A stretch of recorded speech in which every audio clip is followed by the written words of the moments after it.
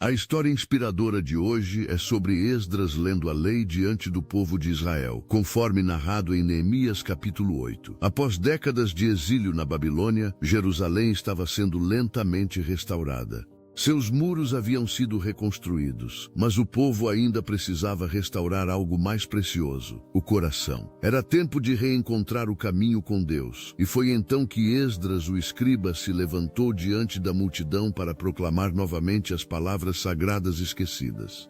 Sob o sol dourado daquela manhã, homens, mulheres e crianças se reuniram na praça diante da Porta das Águas, esperando ouvir a voz da verdade que havia sido silenciada por tanto tempo. O povo se acomodou e uma expectativa silenciosa percorreu o ar. Esdras subiu a uma plataforma de madeira construída especialmente para aquele dia. Sua voz firme rompeu o silêncio. Escutem as palavras da lei do Senhor. Pessoas que nunca tinham ouvido a Escritura se emocionaram. Havia idosos com lágrimas nos olhos e jovens curiosos, ansiosos por entender suas origens e sua fé. As letras antigas falavam de promessas, mandamentos, bênçãos e advertências. Mas acima de tudo lembravam que o povo não estava esquecido. Aquelas palavras eram como uma semente caída no solo árido de um coração que ansiava por renascer.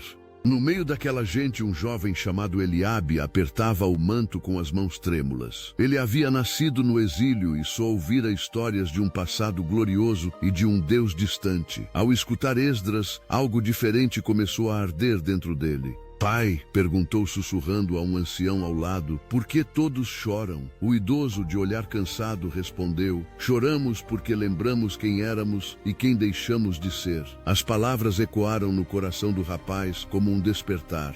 Sem arrependimento verdadeiro, não há restauração, e ele começava a compreender isso. As horas passavam, e o povo continuava de pé, atento. Esdras lia, e do lado dele estavam os levitas, explicando cada trecho para que todos entendessem. "Esta é a palavra de vida", dizia um deles, enquanto uma mulher enxugava as lágrimas do rosto. O povo chorava não apenas de dor, mas também de alívio. Era como se as feridas do passado estivessem sendo lavadas pelas palavras de perdão. A dor da perda dava lugar à esperança de um novo começo. Quando Esdras terminou a leitura, o silêncio se tornou oração. De repente ele ergueu as mãos e exclamou: "Bendito seja o Senhor, o grande Deus." E todo o povo respondeu, inclinando-se com o rosto em terra: "Amém, amém." Era o sinal de que, pela primeira vez em muito tempo, uma nação inteira se ajoelhava não por medo, mas por amor. O arrependimento gerou adoração, e a adoração trouxe alegria. O próprio Esdras se comoveu, vendo o Espírito de Deus restaurar corações diante de seus olhos. Mas nem todos compreendiam a plenitude do que estava acontecendo. Muitos ainda se lamentavam, sentindo o peso das falhas passadas. Foi então que Neemias, o governador, aproximou-se e falou com voz firme: "Não fiquem tristes nem chorem. Este dia é santo para o Senhor. Alegrem-se, comam e repartam com os que nada têm, porque a alegria do Senhor é a nossa força." Aquelas palavras mudaram o clima. O pranto deu lugar a um sorriso contido. Era o lembrete de que Deus não os havia reunido para condenação, mas para renovar o pacto de graça e esperança. Eliabe, ainda emocionado, olhou o pai. "Então devemos nos alegrar mesmo com tudo o que fizemos de errado?" O velho sorriu. "Filho, o arrependimento é o começo da alegria verdadeira. O Senhor nos chama de volta, e quando voltamos, Ele nos recebe com festa. Esta alegria é o perdão dele em ação." A resposta iluminou o coração do jovem. Naquele dia ele compreendeu que o propósito do arrependimento não era afundar na culpa, mas levantar do chão pela mão de Deus. À medida que o povo se dispersava, grupos se formavam pelas ruas de Jerusalém. Alimentos eram preparados e partilhados, e crianças corriam aos risos. A cidade, outrora marcada pela tristeza, agora ecoava canções de gratidão. Era a celebração de uma aliança renovada. O cheiro de pão quente misturava-se ao som de orações. Aquela festa, chamada Festa dos Tabernáculos, seria o símbolo de um novo começo.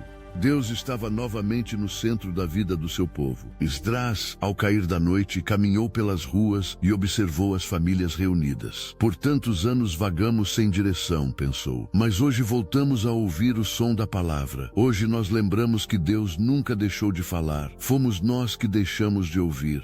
Ele levantou o olhar para o céu estrelado e murmurou uma prece. Senhor, que nunca mais esqueçamos o teu nome. Seu coração se enchia de paz, não porque tudo estava resolvido, mas porque ele via esperança brotando das ruínas. Naquela semana o povo continuou a celebrar, lendo as escrituras todos os dias. As crianças aprendiam histórias antigas, os adultos ouviam como se fosse pela primeira vez, e as famílias oravam juntas ao pôr do sol. O que antes eram pedras e muros, agora tornava-se uma cidade viva espiritualmente. E Eliabe, o jovem curioso, começou a ajudar os levitas, copiando trechos da lei, para que outros também pudessem ler. Ele descobriu que a palavra que restaura também envia. Quem recebe graça deseja reparti-la. Hoje muitos de nós somos como aquele povo, cercados de reconstruções externas, mas com o coração carente de restauração interior. Podemos ter muros erguidos e planos recomeçados, mas sem a voz do Senhor, a alma permanece vazia.